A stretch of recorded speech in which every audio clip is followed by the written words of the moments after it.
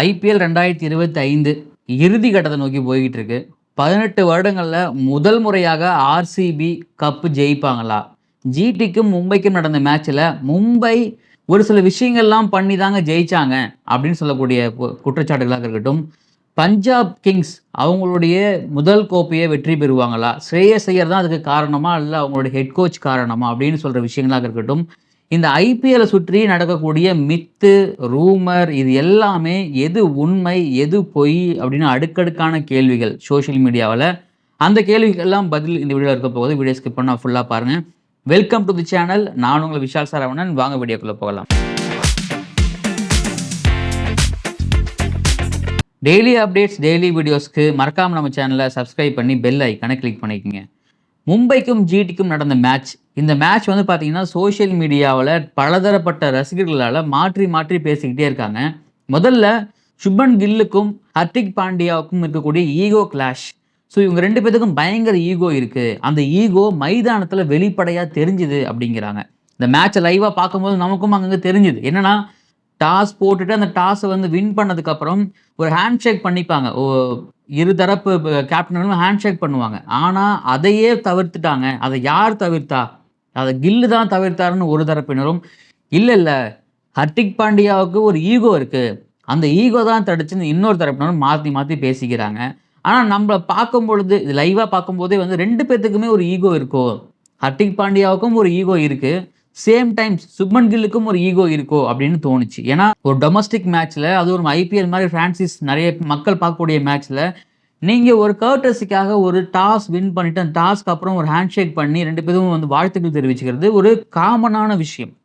ஆனால் அதையே தவிர்த்துருக்காங்க அப்படின்னா இப்போ ரெண்டு பேர்த்துக்கும் பயங்கரமான. ஏன்னா ஹர்திக் பாண்டியா தான் ஃபஸ்ட்டு குஜராத் டைட்டன்ஸோடைய கேப்டனாக இருந்தார். அந்த டீமை வடிவமைச்சதில் அவருக்கு ஒரு மிகப்பெரிய பங்கு இருக்குது. ஸோ கில், சாய் சுதர்ஷன், சாய் கிஷோர், ஷாருக் கான் இந்த மாதிரி வீரர்களை கொண்டு வந்ததே அவர் தான். ஸோ அப்படி இருக்கும்போது ஹர்திக் பாண்டியாவுக்கு இன்னும் குஜராத் டைட்டன்ஸ் ஒரு மோர் க்ளோஸ்டாக இருக்கலாம். முதல்ல ஹர்திக் பாண்டியாவை கேப்டன் ஆக்கினதும் குஜராத் டைட்டன்ஸ் தான். ஸோ அப்படி இருக்கும் பொழுது அந்த ஒரு விஷயம். அது மட்டும் இல்லாமல் சுப்மன் கில்லுக்கு இந்தியா டீமில் கொடுக்கக்கூடிய முன்னுரிமைகள். ஏன்னா அவர் வந்து பர்ஃபார்மன்ஸ் வந்து பார்த்தீங்கன்னா ஒரு ஈவனாக இல்லாமல் அங்கங்கே அப் டவுன்ஸ்னு இருக்கும் பொழுது நிறைய வாய்ப்புகள் அவர் கொடுக்குறாங்க. அது T20 இருக்கட்டும், ODI இருக்கட்டும், டெஸ்ட் மேட்சுகளாக இருக்கட்டும், முக்கியமாக இங்கிலாந்து டெஸ்ட் சீரீஸ்க்கு அவர் கேப்டனாக அறிவிச்சிருக்காங்க. ஸோ இதெல்லாம் பார்க்கும்பொழுது நம்ம இந்த அளவுக்கு ஒரு ஹார்ட் ஒர்க் போட்டுக்கிட்டு இருக்கோம் ஹர்திக் பாண்டியா தரப்பில். ஸோ அதனால் நமக்கு வந்து நமக்கு வந்து ஒரு அங்கீகாரம் கிடைக்க மாட்டேங்குது அப்படின்னு ஹர்திக் பாண்டியா மனசில் ஒரு ஈகோ இல்லைனா ஒரு இதோ இருந்திருக்கலாமோ அப்படின்னு தோணுச்சு.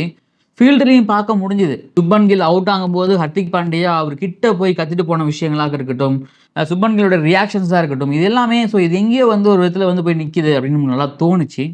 சரி, அந்த என்ன குளறுபடி மும்பை இந்தியன்ஸ் ஜெயிச்சதில் என்னங்க குளறுபடி இருக்குது? அவங்களாம் நல்லா தான் ஜெயிச்சாங்க, டிஃபெண்ட் பண்ணி ஜெயிச்சிருக்காங்களே அப்படின்னா இது வந்து சோஷியல் மீடியாவில் சொல்லக்கூடிய குற்றச்சாட்டு. ஆனால் இதை கண்டிப்பாக நான் ஏற்றுக்க மாட்டேன்.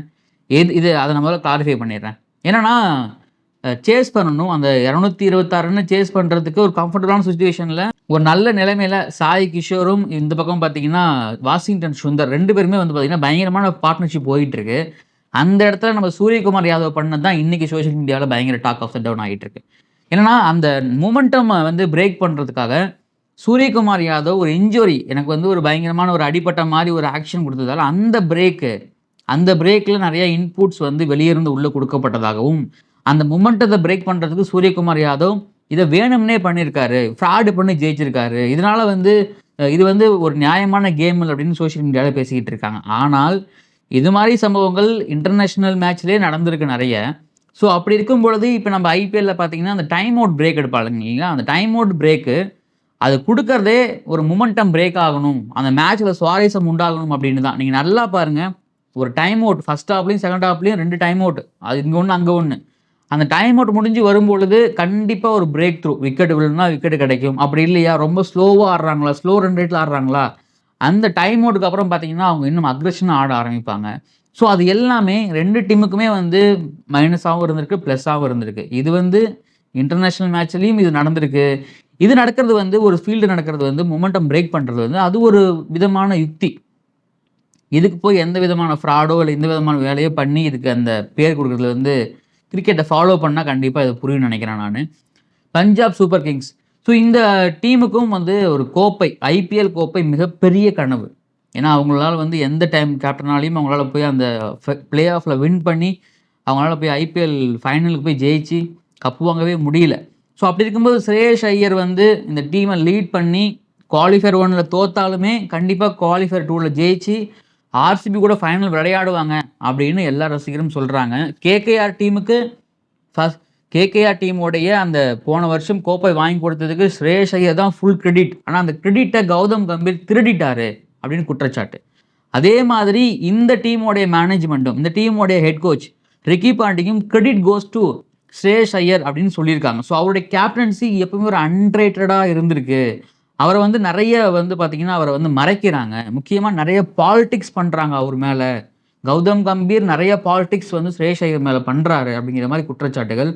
முக்கியமாக பஞ்சாப் கிங்ஸ் இந்த அளவுக்கு வந்து அவங்க பிளே ஆஃப் ரீச் பண்ணி குவாலிஃபயர் 1ல் தோத்தாலுமே குவாலிஃபயர் 2ல் ஜெயிக்கிறதுக்கு நிறைய வாய்ப்புகள் இருக்குது. அதுக்கு ஸ்ரேயஸ் ஐயர் தான் முக்கியமான காரணமாக இருக்கார் அப்படின்னு சொல்கிறாங்க. ஸோ ஒருவேளை குவாலிஃபயர் 2ல் வந்து மும்பை இந்தியன்ஸை தோக்கடித்து அவங்க உள்ளே போனாங்க அப்படின்னா கண்டிப்பாக அது ஒரு டஃப் ஃபைட்டாக தான் இருக்கும். எனக்கு தெரிஞ்சு இந்த ஃபைனல் அது மும்பை போனாலும் சரி இல்லை பஞ்சாப் போனாலும் சரி யார் போனாலுமே இந்த ஃபைனல் ஒரு ஈஸியான ஃபைனலாக இருக்காது. லாஸ்ட் டைம் நடந்த மாதிரி ஒரு டஃப்பாக தான் இருக்கும். நம்ம கண்டிப்பாக அது இந்த லாஸ்ட் ஓவர் வரைக்கும் போகிற மேட்சாக தான் கண்டிப்பாக இருக்க போகுது. ஸோ அப்படி இருக்கும்போது இந்த பஞ்சாபுக்கும் ஒரு மிகப்பெரிய கனவு. அதே சேம் டைம்ஸ் இந்த ஆர்சிபி அப்படிங்கிற விஷயம் வந்து பார்த்தீங்கன்னா 18 வருஷமாக ஐபிஎல் தொடங்கி இந்த வருடத்தோட 18வது வருடம்.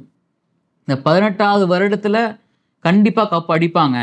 ஃபஸ்ட்டு கப்பை அடிப்பாங்க. முக்கியமாக விராட் கோலிக்கு ஒரு பெரிய விஷயமா அமையும் அப்படின்னு நிறைய பேர் பேசும்பொழுது அவங்க வந்து இதுக்கு முன்னாடி விளையாண்ட 3 ஃபைனல்லையுமே பார்த்தீங்கன்னா தோற்றுருக்காங்க.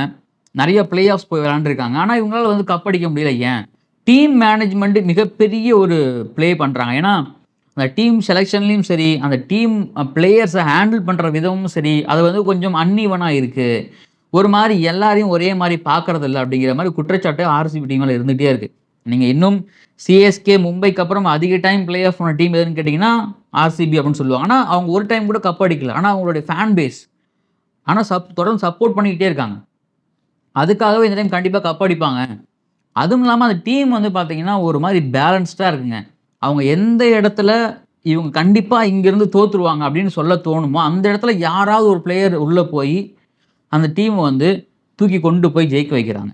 அது பவுலராக இருக்கலாம், அது ஒரு பேட்ஸ்மேனாக இருக்கலாம், ஒரு ஆல்ரவுண்டராக இருக்கலாம். ஸோ அந்த மாதிரி ஒரு டீம் செலெக்ஷன்லேருந்தே அவங்க ஒரு பக்காவாக பிளான் பண்ணி இதை கண்டிப்பாக இது இப்படி எக்ஸிக்யூட் பண்ணி ஆகணும். இந்த பிளேயருக்கு இவங்க ஆல்டர்னேட்டு, இந்த ஆர்டரில் இவங்க தான் விளையாடணும். ஒரு பயங்கரமான ஒரு ஒர்க் பண்ணி ஒரு டீம் ஒர்க் பண்ணி அந்த டீம் ஒர்க்கை எக்ஸிக்யூட் பண்ணி ஒரு சூப்பரான டீமாக இன்றைக்கி வந்து 2025 ஐபிஎல்லில் இருந்திருக்காங்க.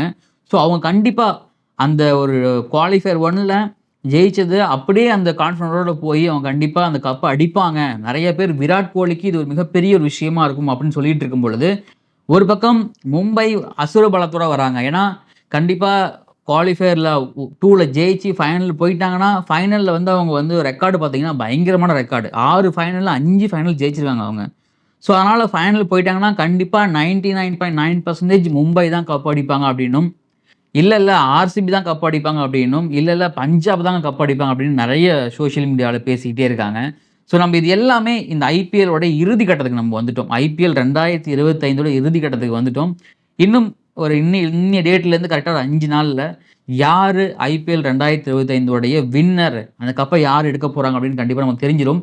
ஆனால் இது வந்து முதல் முறையாக நடந்தால் அது 2 டீமுக்கு நடக்கும். ஒன்று பஞ்சாப்க்கு, இன்னொன்று பெங்களூருக்கு. இல்லை நாங்கள் வந்து 6ஆவதாக ஒரு கப் அடிக்க போகிறோம் அப்படின்னா அது மும்பை இந்தியன்ஸ்க்கு. ஸோ யார் அப்படிங்கிறத பொறுத்திருந்து பார்க்கலாம். மோர் அப்டேட்ஸ், மோர் வீடியோஸ்க்கு மறக்காமல் நம்ம சேனலை சப்ஸ்கிரைப் பண்ணிக்கங்க. இந்த வீடியோ பற்றி கருத்துக்களை கமெண்டில் பதிவு பண்ணுங்கள். உங்களுடைய ஃபேவரட் டீம், நீங்கள் பஞ்சாப், மும்பை, ஆர்சிபி இதில் எந்த டீம் 2025 கப் அடிப்பாங்க அப்படின்னு நினைக்கிறீங்களோ ஸோ கமெண்டில் பேரை பதிவு பண்ணுங்கள். இந்த வீடியோ பிடிச்சிருந்தா உங்கள் ஃப்ரெண்டுக்கு ஷேர் பண்ணுங்கள், லைக் பண்ணுங்கள். நான் உங்களை விஷால் சரவணன். நன்றி, வணக்கம்.